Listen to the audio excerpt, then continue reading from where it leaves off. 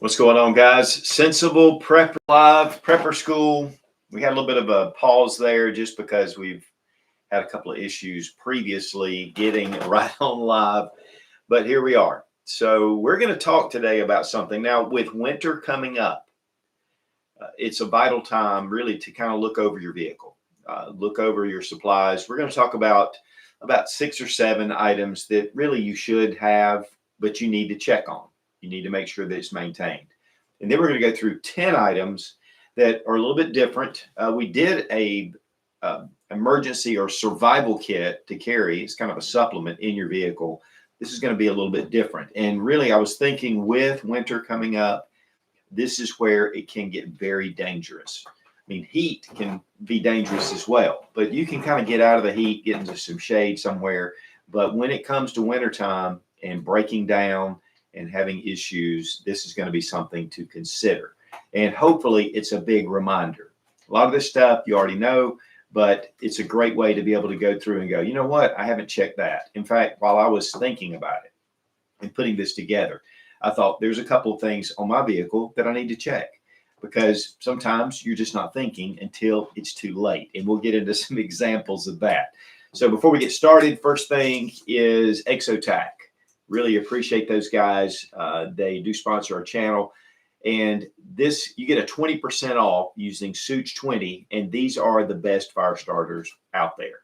They're made down in Winder, Georgia. They're just very well done, very well thought out, ingenious.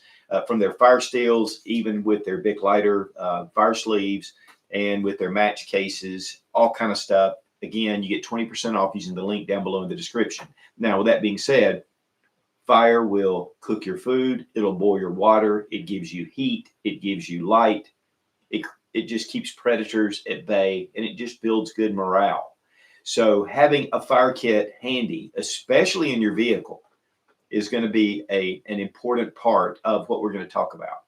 And again, a big thanks to Exotac. And also check out suchgear.com. We are having a big sweepstakes over there. We're giving away a big giveaway. So go over and check it out. And it's suchgear.com. And that is our website. And, especially if something is to happen with YouTube, sometimes you never know. So check us out and get on our email list. And we do send out newsletters, things like that. Okay, so let's get started. First off, a big thanks to Sarah Mack. And if you have any questions, you can leave those questions at any time. She's monitoring it. And then when we have a little break here in a minute, then we'll go to some questions. You guys always have some great questions. Okay, so there's 10 emergency items. And guys, again, these are things that a lot of us should think about. But the reason I'm going to go through them is because I want you to think, have I taken care of this? Is this covered? And first thing is jumper cables. Jumper cables, just one of those things that, for us, we tend to pass the jumper cables around. And sometimes somebody needs some jumper cables. I'll give them to somebody. I won't have them in my vehicle. Right at this moment, I do not have jumper cables in my vehicle because I've loaned them out. And so I need to make sure that I have that. Now, one thing I do have is one of the battery jump starters.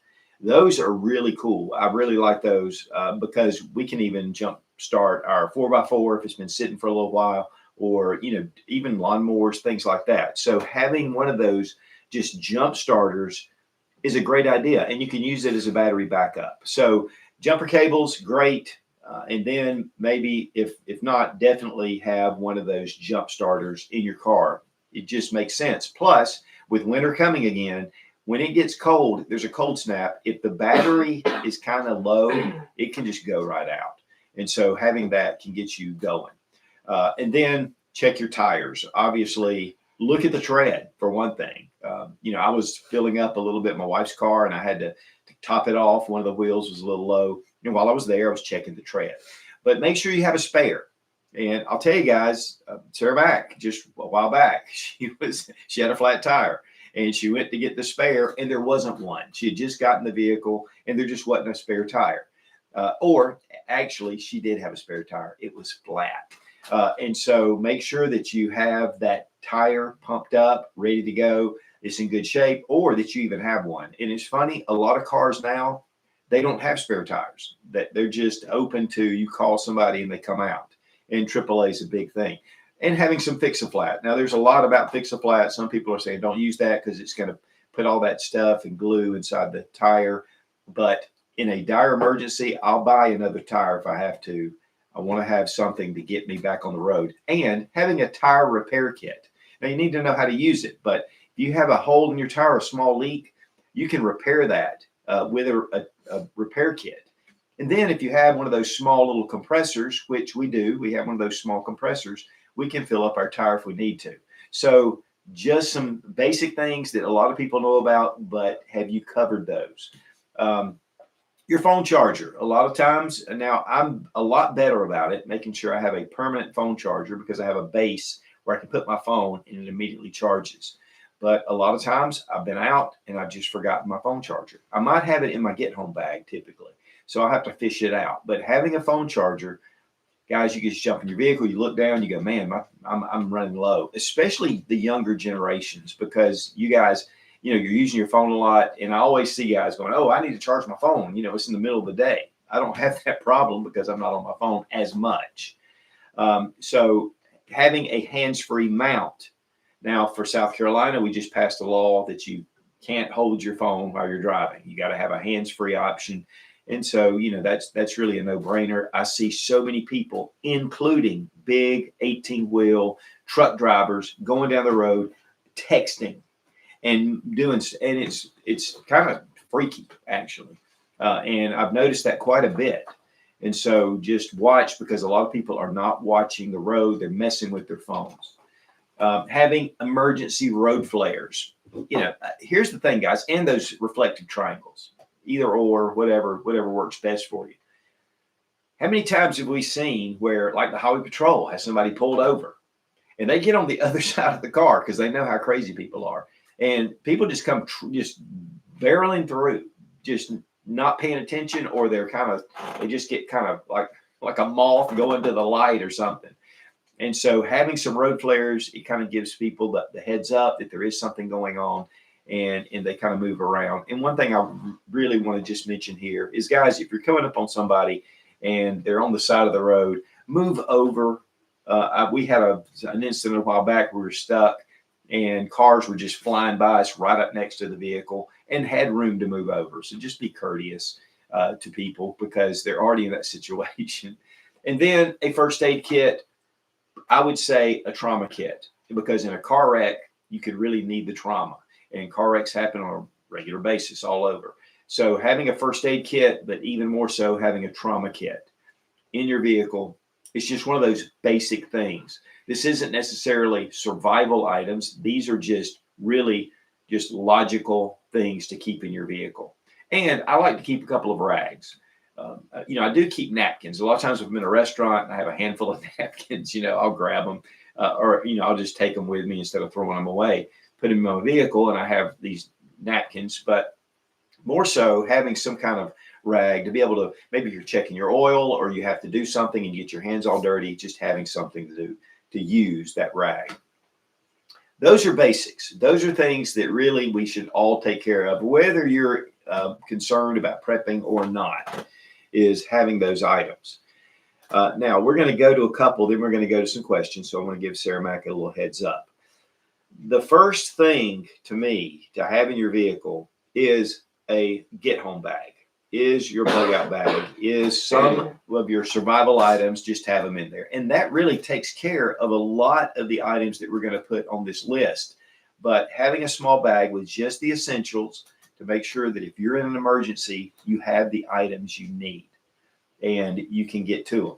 Now, a lot of people, they take their bags in and out. Or also, which is a big thing, is sometimes you're in the vehicle yourself, you have the survival items for yourself, but you may have 3 or 4 other people in the vehicle. That's where really an emergency kit, this survival kit for your vehicle, comes in handy. But we've already covered that. Okay, so having that bag in your vehicle, having the needed supplies. It was funny. I had the question asked me the other day. They said, do you really need a bag? I mean, how many times have you had an emergency, And really, when you think about it, you go, how many times have I used my fire starters or my water filter while I'm out? Here's the key. Your get home bag is, or your bug out bag, or whatever you have. Number one, I use it for everyday things. There's many times where I've gone into my bag and I've used certain items a number of times, and for different reasons. Sometimes it's just, like I've said before, I'm at a bonfire, somebody pulls out some gasoline, I'm going, whoa, whoa, whoa, whoa, let me help. And I pull out my fire kit. Or, I need maybe a bandana to be able to tie around one of those stupid safety nozzles on the gas can because it won't fit and it won't activate. And paracord, I had to tie down a light bar one time. Had a map. Maps are very important. In fact, maps are part of this list. So you want to make sure that you have your kit that you can pull items from, because we have personal SHTFs, not the zombie apocalypse. We talked about this when we went through our bug out bags that we just updated. So make sure that these items can be very useful in normal everyday life. Okay, having a couple of jugs of water, or at least a gallon of water, and you may go with some water bottles, having a few set aside. I was talking to a buddy of mine, he keeps a small little cooler, one of those 6-pack coolers. He keeps water in there in bottles, and he closes it up, and he keeps it insulated, and yet and from the sun, because that's one of the problems is a lot of times you get water, it's going to be hot, but it is water. So make sure that you have some water. And you could have where, your car's overheating or whatever, and you have a little water for that. And there have been many times where we're just going on a trip, we're driving, and I'm like, you know what, I'm thirsty. I need some water, and there it is. But I try not to get into my water if possible. But having 1 or 2 gallons there to be able to drink water if you need it. Now, especially in the summertime, but again, in the wintertime, you need to hydrate. And having it in a cooler is going to keep it from freezing. So that's just a possibility. Okay, let's go to a couple of questions and we're going to keep going. Okay. Cynthia Allen says, question, what best jump starter would you recommend? But also Henry Morgan comments, battery jump batteries are better than cables. No need to put your vehicle at risk of electrical spikes. True enough. The one I have is a Die Hard. I bought it a few years ago and it works well. I've had it for a number of years. So, but there's a number out there. But, the thing is you're right. It is kind of like what is the best when you get it. It doesn't really work that well. But the Die Hard works really good. Of course, it's a, brand name, but, and I don't know if they still make them because I think Sears, I don't know if Sears is still even in business. But the Die Hard is what I use. I haven't gone shopping and done a lot of research on different ones.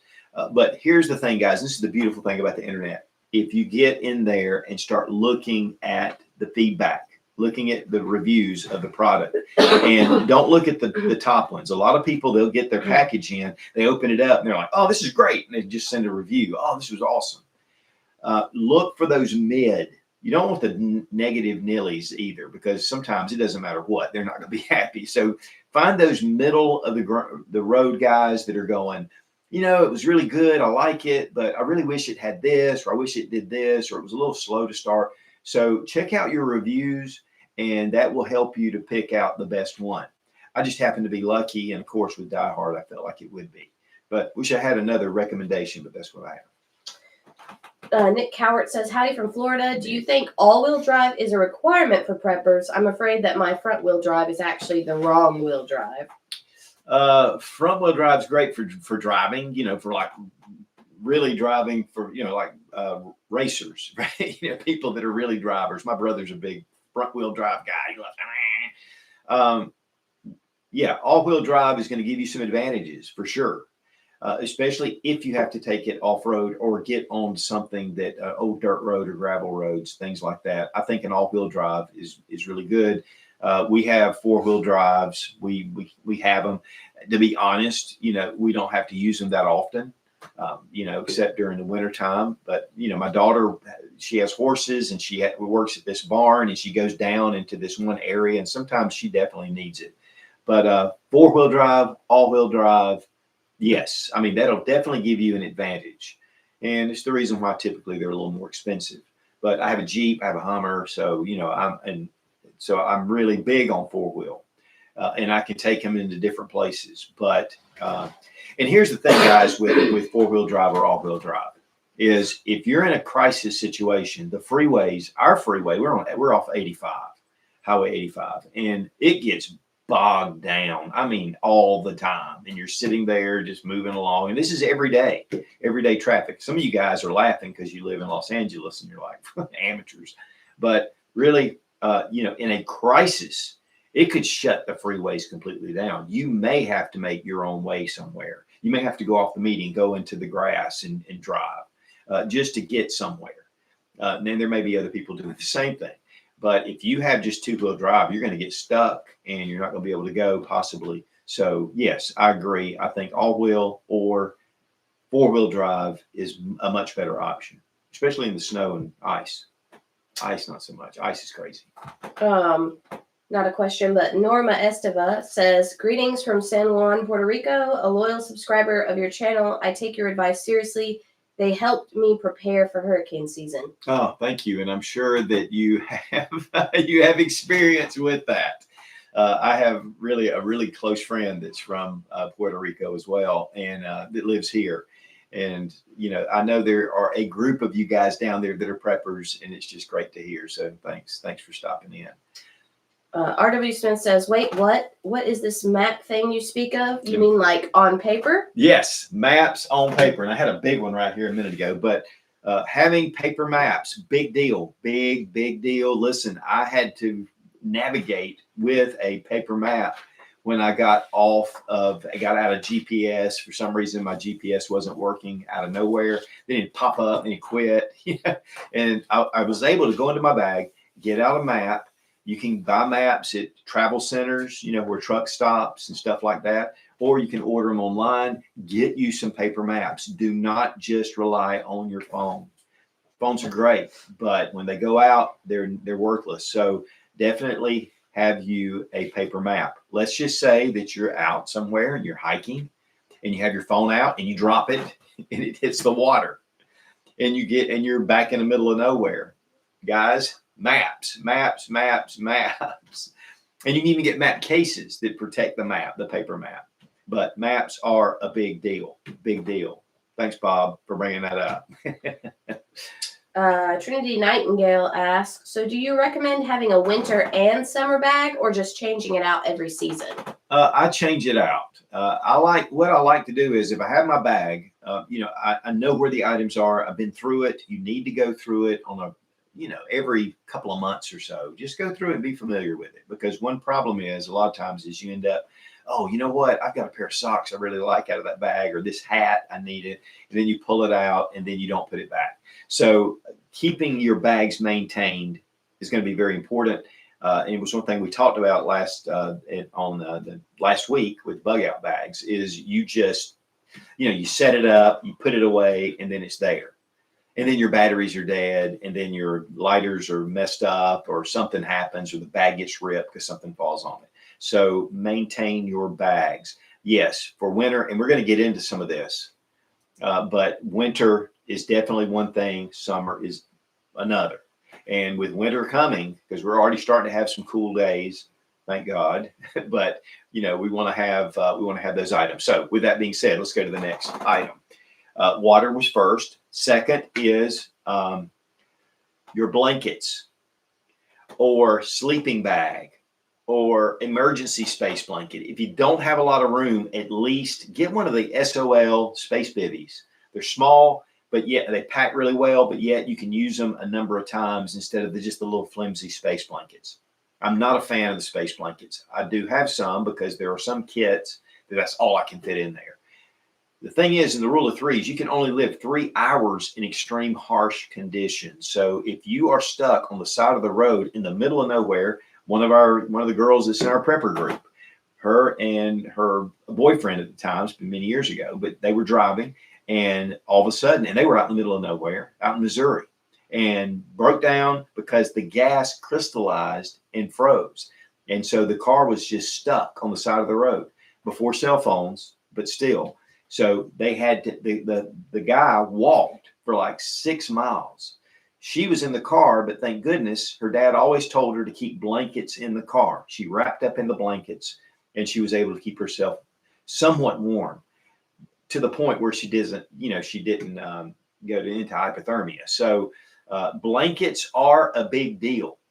In Atlanta a few years ago, they had what they called the snow apocalypse or the blizzard apocalypse, and all of a sudden, out of nowhere, this snowstorm came through and locked down the freeways around Atlanta. And people were in their dress clothes because it happened in the afternoon. So people were leaving work and got stuck on the freeway and had to spend the night in the car. There were hundreds of people that had to spend the night in the car. Now, some of you guys, I'm talking about Atlanta, you're talking about Minneapolis or Chicago. You guys probably are a little more prepared for that. But for us guys down here in the South, we don't think about it quite as much. But when it comes, it comes. We get really low temperatures here in the wintertime. So, you definitely are kind of like, okay, whatever, we've done that. But make sure that you have some blankets, a sleeping bag, or whatever you can fit in your car. But the bottom line is even if you have like a little space baby from SOL, those things are great. You can climb in it. It reflects your body heat, keeps you warm. Again, 3 hours in harsh conditions. That's all you can live. And that's even in heat. If it's extreme heat. So, it's just one of those things to have something to keep you insulated. Now, with that being said, and we'll just go to number 3, is your coat. Having a jacket in your car. Now, that should be winter or summer. I would have a fleece. I do have a fleece in my bag, and I have it ready to go, because here's the thing, guys. It can be in the middle of summer and a real big rainstorm come, and you're somewhere way out in the middle of nowhere, and then all of a sudden you're wet maybe, or it's just gets cold, it gets cool, and so you want to have that, especially in a survival situation. If you're out of your vehicle, you want to have something to where you can wrap up, even again in the middle of summer. What's funny is I left Charlotte one time. It was July. I was leaving Charlotte, North Carolina. It was 97 degrees. I flew to Utah, Salt Lake, and it was in the 50s.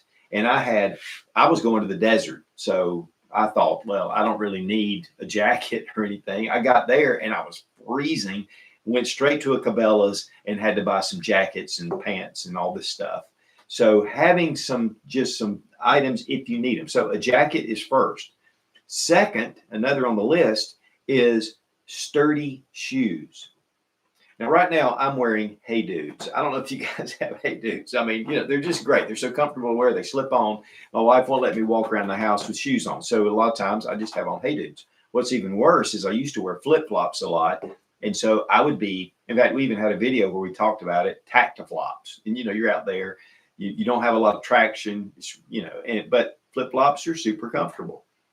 But with that being said, in the summertime, throw on your flip-flops, head over to the store, grab something. If you had some kind of emergency, there you are in flip-flops. So I would always keep a pair of sturdy shoes or boots in my car. I keep them in there. I have a pair of socks stuffed down in there as well, because if I'm having flip-flops, I'm not wearing socks. Not that some people don't, or some kind of slides or whatever. Having a good pair of sturdy shoes. And that's one of the things that happened during the snow apocalypse down in Atlanta, was people were in their dress shoes, they were in high heels, they were in suits, and they're walking around and they're in their Porsche, and then they're like, they have no room for any kind of survival, and so then they end up spending the night in a vehicle, just like freezing. And all the hotels filled up quickly. So some people, honestly, a lot of people had to sleep in their vehicles. So having some good sturdy shoes for whatever you're facing. And, there's multiple reasons to have that. And that's winter or summer. Having a fire kit. Now, a fire kit, again, we talked about it. It'll cook your food, boil your water, give you heat, give you light. There was one incident where a Jeep, it was during the holidays, and this little family, it was a guy and his wife and their 3 kids. And they're going from one family member to another. But it was about 20-something miles to get there. And there was a big blizzard going. They're in a Jeep. They're like, okay, we're fine. Well, they slid off the road, went down an embankment, and the blizzard was coming, and there was no help, and there was no signal. And the guy actually ended up taking the spare tire off the Jeep, setting it down, and building a fire in the spare tire in the middle. Hopefully to get the rubber going. But he did that to keep his family warm, and they gathered around it, and they were able to survive. But having a fire kit, fire is primal. Fire is something that man has had from the beginning. And whether they got it from lightning striking a tree and they were able to get it, or where they could use flint and steel, bone drill method. But now we have a lot of cool fire tools.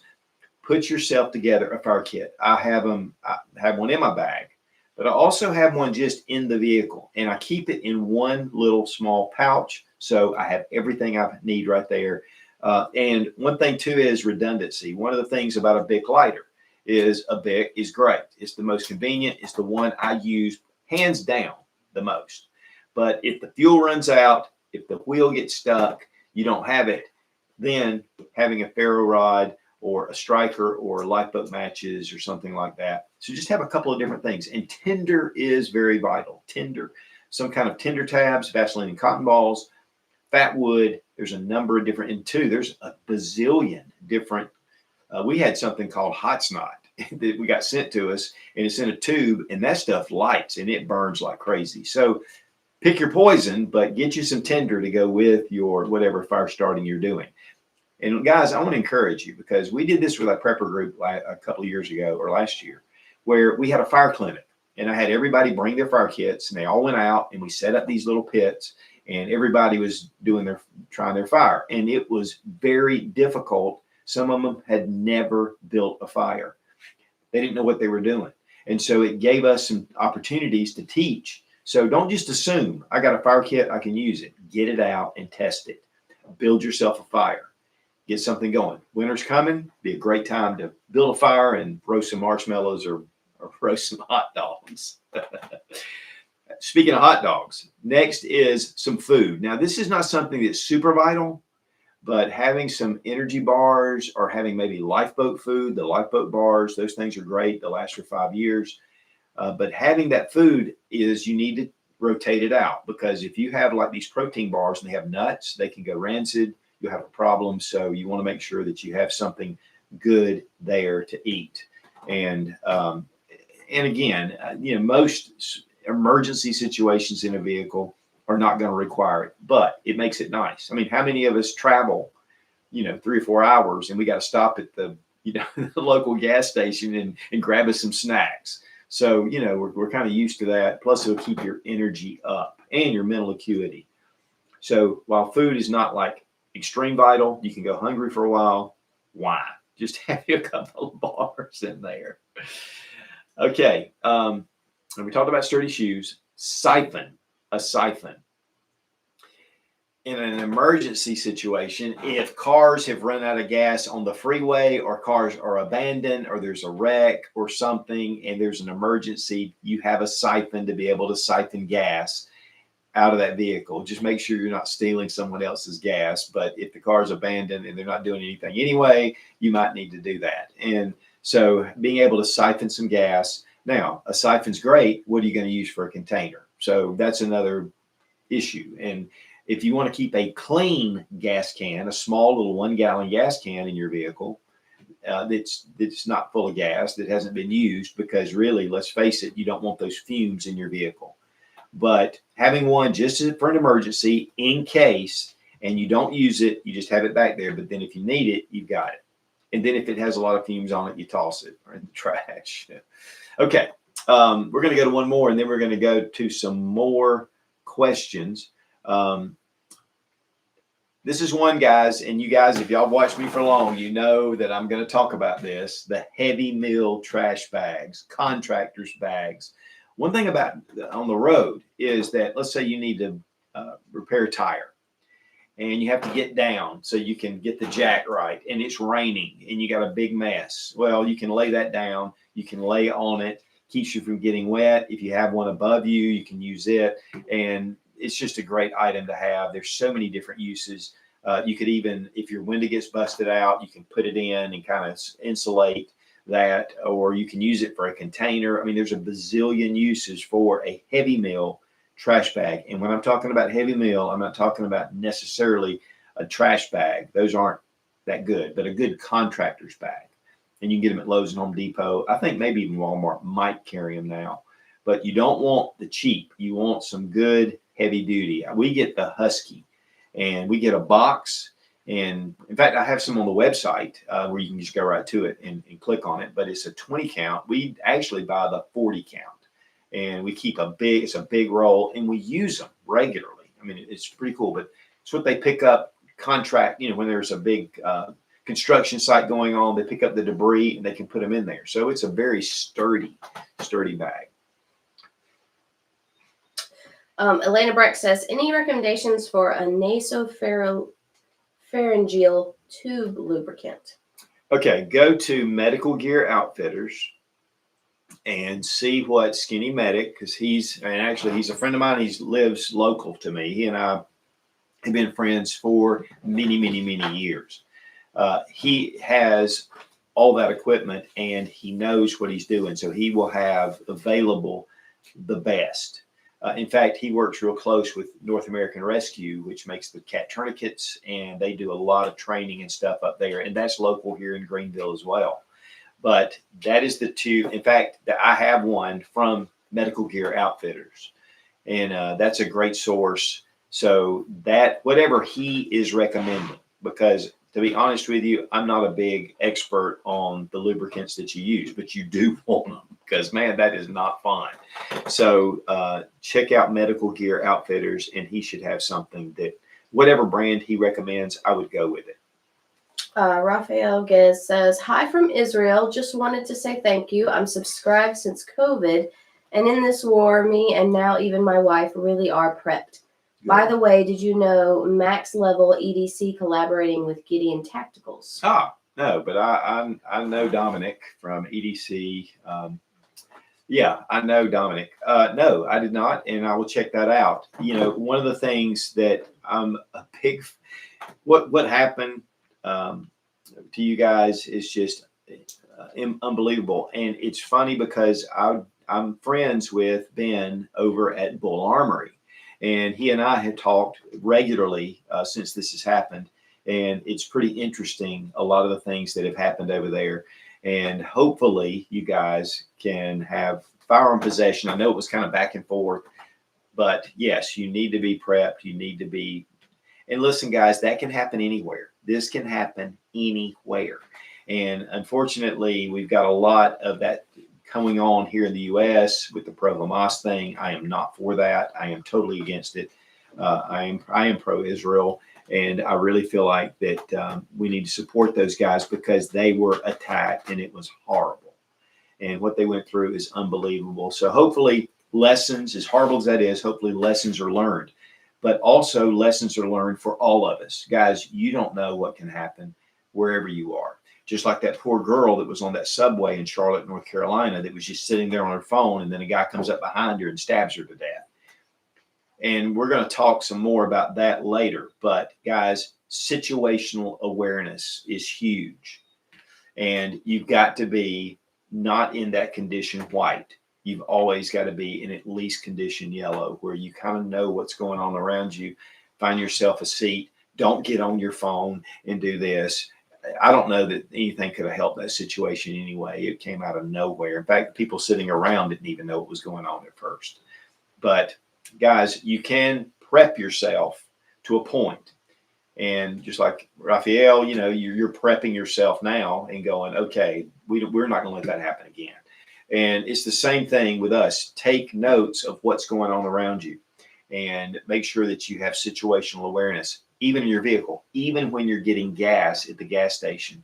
That is one place that a lot of people get robbed or attacked while they're pumping gas. So have a mindset, because it's a transitional space. People are pulling in and out, and the gas station typically is a place that they want it to be convenient to pull in and out because it just sends more business. But it can also send various actors in there. So be careful. Just be careful. So thank you. Elena Breck just says, prepping is not about the odds, but about the stakes. That's right. It's, you buy car insurance, guys. You buy car insurance. You are a prepper because you're preparing yourself for a loss. And it's the same thing with prepping is you prepare yourself. You don't go paranoid. You don't freak out. You just do some things. And here's the thing, and I've said this a number of times, it's not necessarily highly applicable to this, but prepping buys you time. You can never prep enough. You can't do it. I mean, And you can have food and water and everything else stored to the ceiling. I mean, you could be like a homesteader, but you're still dependent. No man's an island. So the big thing is that when you prep things, and just like with the car, you're prepping to buy you time. Instead of being in a vehicle, no blanket, no nothing, you just ran to the store, you went off the side of the road, there you are, it's winter time, you're freezing, you got this little thin jacket on. Have needed supplies ready to go because you never know when something can happen. It doesn't have to be, again, the zombie apocalypse or some kind of, SHTF. It can be a personal SHTF. Glenn TJ Forever asks, what is hanging up in between the compass and the axe? And I think it's that bear trap right there. No, this is a bear trap or a predator trap. This was actually my grandfather's. And I've had it for many years. And yes, that is a bear trap. And you don't want to get caught in that thing. Okay, let's continue on. Okay, now this is one really that should be at the top in the just standard items, but rain gear. A lot of times, we go without rain gear. And so having a good rain jacket and pants, and for that matter, you could even have rain boots or something like galoshes. But, then you start to run out of room. But at least have a rain jacket and keeping that in your vehicle because let's face it, guys, when something goes wrong, then it's raining. But if it is raining, then you're going to get soaked. You get in your car and you may be broken down somewhere. And then there you are all soaked and it may be cool outside. It could be wintertime. And so having a good rain jacket is going to keep your core from getting wet. And then you're going to have the evaporation and then you're going to get cold. And so having a good rain gear. And typically with a vehicle, if there's a problem, you're out of your vehicle anyway. Changing a tire in the rain without rain gear is no fun. I've been there, done that. And because of that, I've learned to prep that. So rain gear, very important. And some gloves with that, because a lot of times you're working on things, you don't want to bust your hands up. Now, let me see. I think I've already covered that. Extra coat, extra jacket. And guys, the extra jacket's great. Even though you may have one on, you may have somebody in your vehicle that needs one. Or you may be going into a restaurant, even in summertime, where they got the temperature down so low. We actually keep hoodies or sweaters in our vehicle. So when we go into a restaurant and it's 30 degrees in there because the cooks are too hot, it just makes life a little more comfortable, especially at Waffle House. And usually you're going in the middle of the night anyway, or in the late evening. So that makes it one thing too. All right. Now I did some video on, again, an emergency survival kit. This is a supplement to your get home bag, to your bug out bag. And that has just some needed items. One of the things I just recommend is having those items because a lot of times it's not just one person in the car. A get home bag should be able to have multiple uses for many people, just like a fire kit you're going to have. But if you're looking for shelter, you may not have enough. So having a little extra just tucked away could be very important. One thing too is, and this is something that I've been bringing up a lot lately, is to take out your phone, dial in on your GPS, figure out, a road map where you're going. So you're going to 2-hour drive. And when you go that far, you look and hit walk because it'll give you that option. And man, it is a massive difference. So if you are walking, if you're on foot, one thing that we realized, we were down at the beach, down on the coast, and it was a 4-hour drive. It was a 6 weeks walk, 6 weeks. So that is, and really, as far as the way the cars do, it's pretty much what it is. That means 24/7. So, it would take about 6 weeks to get back. So, you need to look at that if you're going on a trip. Think about your vehicle. Is it up to snuff? Now, again, making sure that things are in order, going by a mechanic, let them check things out. For us, when we go on trips, which we do fairly regularly, is we'll go and have our car serviced, make sure that it's in good shape. make sure there's nothing that, maybe something that we've kind of let go because we've just been around town. We're like, you know what, we need to check that out. So we'll have it checked and then we'll take care of it. But guys, we're in our cars a lot, most of us, in our cars, back and forth. That is probably where you're going to have an issue. Not at home where you have all your supplies, not where you're doing everything, but while you're driving, while you're being, you're going on your daily routine.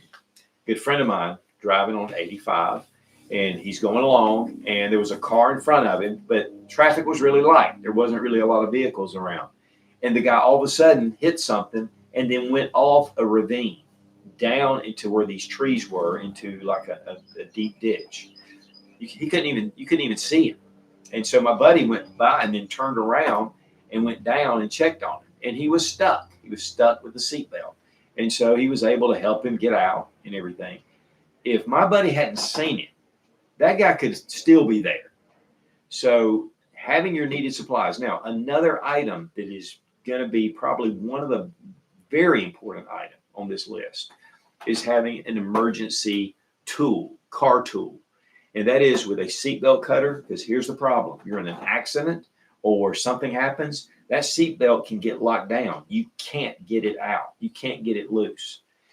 In fact, my youngest son's girlfriend's brother, he was in a really bad wreck. I mean, broke his hip, leg. I mean, it was a mess. He was stuck in his vehicle. He could not get out. His dad, for some reason, had dropped a knife down in the door little compartment. And he's sitting there and he looks down and sees it. Well, the car starts burning. The car catches on fire. And he grabs that knife, he cuts the seatbelt, and he gets out. Has a compound fractures in his legs, but still gets out of the vehicle, actually walks to another house. We have in our mind things that can happen, but guys, expect the unexpected. You never know when something can happen. And having an emergency cutter for your seatbelt with a carbide tip on it to break the glass. If you try, and you've seen these rioters sitting there hitting these windows, and they won't break unless they use something that will break it. It will kind of puncture it. But having that, you can puncture the window and you can crawl out if you need to. And that's really great in case something happens where you're in a lake. You fall, when a car goes off into a lake. It's amazing how many times that actually happens. So making sure that you have that emergency option to be able to cut the seatbelt, break a window, and get to safety. Vitally important. Again, the trauma kit, if you're in a wreck, trauma kit could really be handy. So think about where you're putting it. Think about where you're putting your emergency tool to get out. That it's not out of arm's reach. You may not be able to reach it. It might be 6 inches farther than you can reach, and that would be your life-saving tool, and you can't get to it. So make sure that you have that put in an area where you can get to it. Okay, do we have any more questions? DZ Ren says, where are some good items to use in a vehicle bucket bag to save weight and space? Yeah, it's according to the space that you have, and you really have to set up your gear for that. One thing is some cars are small. Some cars have very limited room in them, and sometimes you have things in there already. But having, if you can't go with a full bag, get a survival kit that is just a small pouch. And, you can still put a lot of items in there. We've done a number of videos on just survival kits. Because here's the thing, guys, and again, the rule of threes. You live 3 minutes without air, 3 hours in harsh conditions, 3 days without water, 3 weeks without food, self-defense, and medical flow in between. So as long as you have enough to, maybe a bandana to keep smoke, debris, things like that. If you're trying to breathe and you're having some issues, respirators a little bit overkill in a sense, but if you had one and you needed it, it'd be worth its weight in gold. But then you have harsh conditions, and that would be any kind of shelter, a way to insulate your body. So even having one of those tiny space blankets just tucked away, and having a fire kit to where you can build a fire to keep warm and boil your water if you needed to. You may not have enough room for water. You may just have a couple of bottles of water, which every car should have enough room for a couple of bottles. But having your water taken care of. Food, again, food's one of those that's kind of like, it's good to have, but if I didn't have it, I could survive. But if I can throw it in there, it'll be good to have. But self-defense. Now, one thing about self-defense, and especially a couple of years ago or a few years ago when we had the Antifa, BLM kind of riots and protests, and they were burning cities down and stuff. A firearm is not always the answer. Sometimes just pepper spray. And I became a big advocate for pepper spray, especially after watching a lot of the situations down there, to the point that I got everybody some pepper spray. And and here's the thing. If you're in a mob situation, bringing out a firearm could really get things, you could be in a lot more trouble. Pepper spray gets people back and off of you, and it can diffuse the situation. There are some people that are somewhat immune to pepper spray. So you have to take that into consideration. But honestly, pepper spray is a good non-lethal way to diffuse a situation. And that really is if you're in a crisis. David Emmons says, how's it going? And has given $3 super chat. Thank you, David. And looking forward to this weekend. We have a big Patreon weekend we're doing where we have our Patreon members. We do a big range day every year. And we have a lot of people, including David, coming down and from all over the country. And so we just have everybody come out. We have a big range day. We have dinner Friday night. And we take care of it all because our Patreon members really keep us going. And we really do appreciate it. Thank you, David. Trinity Nightingale says, do you have any suggestions or links for prepping for large dog supplies? Like how to prep for them? My dog pretty much goes everywhere with me if I am not working. That is something that we're actually working on because we have dogs, we have cats, but cats pretty much take care of themselves. They'll kill everything in a mile radius. But a dog, definitely there are a lot of things that we need to consider. One of the things we've been doing is actually making their own food along with really buying really good food for them. There are some harnesses that you can get that'll fit the dog. And obviously we've all seen them where the guys have where they have their emotional support animal with them. And they'll have a vest, but you can get them with small little pockets where they can actually carry some different items and just being trained. But that is something that we have been talking about because we have dogs and we love our dogs. And it's especially in a survival situation. What do you do? Dogs can somewhat take care of themselves, but you still, you love them. They're part of your family and, you're with them a lot and you want to take care of them. So we're going to be doing some stuff with that. It's funny. We've talked about it in the past, but we have not actually addressed it. So hopefully we've got something coming up in the not too distant future. I know we've been working on it. Sarah Max over there agreeing. Addicted to Tools asks, should we store our supplies in multiple places? What's your thoughts on that? I'm a big fan of that. We have what we call our survival cache, where we have a storage unit. I split it with one of my other prepper group members. Don't need to really because they're not that expensive. If you get a little small, you don't have to get the big one, get the smallest they have. And I think it's a 5x5. It's not big. And we have enough supplies there that if we really have to have something, we can get to it. The one thing is your house could be compromised. You could come home one day and, everything's gone and people are, for whatever scenario you want to imagine. But, and then we need the supplies or we're heading out and we need to, maybe we've gotten trapped. Maybe there's blocked off, who knows what, but we've got us an emergency cache with important elements in there. Now you have to be careful if it's not temperature controlled, with certain items, especially food and water, but having those items, it's just peace of mind. And we check on it on a regular basis, making sure that it's up to date. I will say this, where there were a lot of big preppers, homesteads up in Western North Carolina when Helene hit, and they lost everything. They lost all their preps. They lost everything, had no idea that this was coming. And that really even reinforced my thoughts on having more supplies. We have a member of our prepper, actually he's not a member, he's an associate. They have a prepper group. We have one and we're good friends. And they offer, which is great, to keep some items there if we think, that is one destination that we're going to.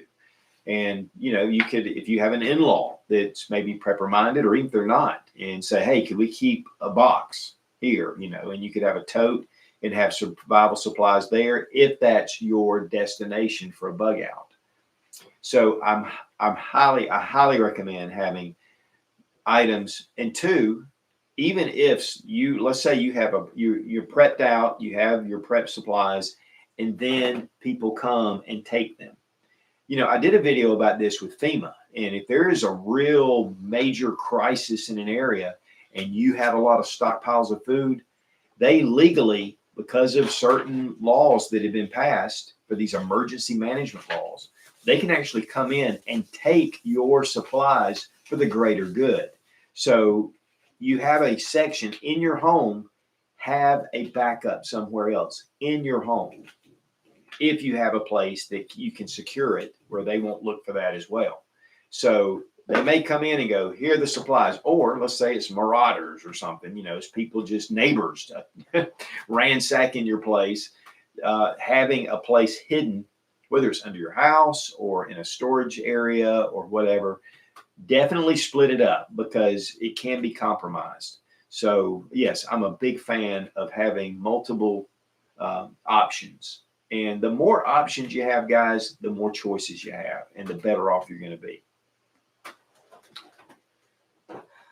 Tal 313 says, not a question, hesitant to say, but for redundancy, I use t-shirts and towels as seat covers, cheap to replace often. Oh, yeah. Yeah, it works. And then you've got it if you need it,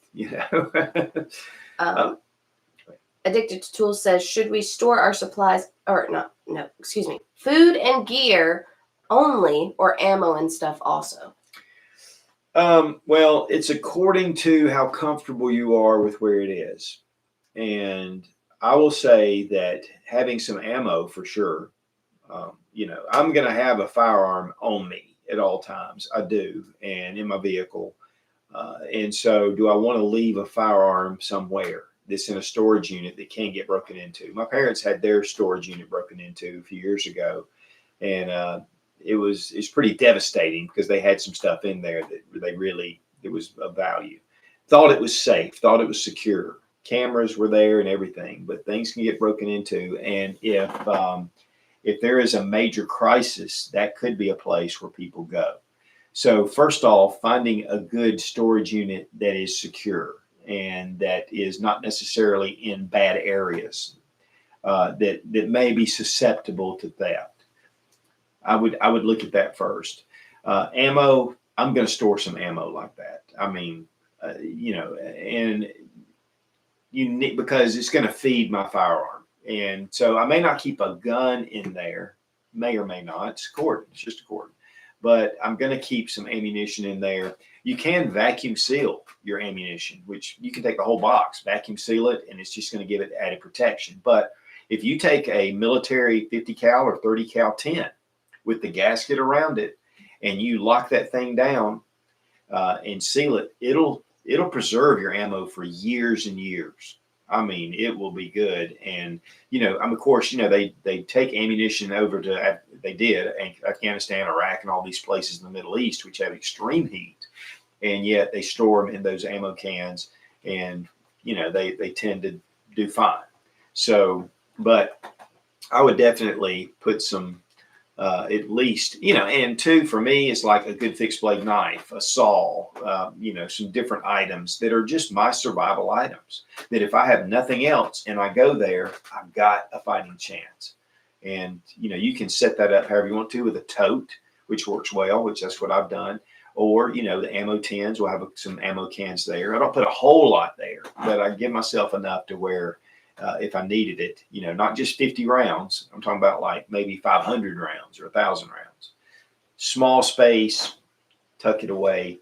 And then two, just check with your, see what the rules are as far as, with the storage unit. But rules are meant to be broken. I'll just put it that way. You have to decide for you. Ken Garrett asked, do you leave your tactical gear in your vehicle overnight? It is really a lot of trouble to carry it back and forth. And I just wondered what your thoughts were on that. Okay, yeah, that's a good question. I have a really good friend of mine, special forces dude, that pulled up at Lowe's, ran in, grabbed some stuff, came back out, and his truck was busted into. He wasn't even in there for 10 minutes. And the guy, he had plate carriers and a rifle and everything else. It was all taken. So having your items secure, if you're going to keep a gun in your vehicle, which I highly recommend you do, but you're going to you need to make sure it's secure. One thing is a lot of guys do is they'll run a steel cable, one of those steel cables, and lock it to maybe the mount on the seat and lock that thing down. Don't put it through the trigger guard because they can rip that off. But, maybe through part of the gun to where they can't get it. Yeah, people break in. They're not necessarily going to have big bolt cutters, and, they're not really typically doing that. One thing that I just got was a North American Arms little mini revolver, and it had a little metal box. And the box has a hole where you can take a cable and lock it in, or you can bolt it down to your car. So there are options where you can actually bolt a small little box, security box, to keep a firearm in. Another thing is these mesh metal nets. And I did a video on this a number of years ago where I got this bag. It was like a bag. It was a big mesh metal sack. And you can take your backpack and put it inside, or whatever supplies you want to do. And then you can lock it off. And then you can attach it with a steel cable and put it into place. So there are some ways, because I'm going to tell you what, guys, if you think that you have a hiding place in your car, a lot of us have the console, and then you can pull out the little tray, and then down in the bottom, oh, that's a cool place. And when my truck was stolen, that's one of the first places they went to. They took all the stuff out of there. They know where the hiding places are. Typically, they can find stuff. So secure your items, secure them. Now, for me, sometimes there are items that if they get taken, they just get taken, but a firearm is not one of them. And I want to make sure that I have that locked down. And really my bag. My brother had his bag stolen out of his car a couple of years ago, where his daughter forgot to lock the door. And they were at a mall, and she went in, and somebody just grabbed the bag and took off with it. It was a huge expense. So there are ways to do it. But like around here, and this is one thing, if you look at Neighborhood Watch, we have Ring cameras set up, and you can look at the neighborhood or the community, and you'll see where people are reporting car broken into. I mean, it's just, and most of them, the doors are just unlocked. So lock your car. Yes, they could bust through the window. First off is lock your car. But secondly, and they seem to be like, they don't care if you got a camera or not. So you want to make sure that your items are secure, because people break into cars all the time. If you have a nice plate carrier, yes, it's a pain in the butt to take in and out. Another thing you can do is get one of those Secure lock boxes and lock it into your vehicle, and then you can lock it down. Or like on your truck bed, even those big lock boxes that go on the back. And that gives you some security. Can they get into it? Sure, but it saves you, it buys you some time, and it takes a little more to get into stuff. But there's a lot of things about security, and a lot of times we just ignore it. But really, you should have the responsibility to secure your firearms specifically.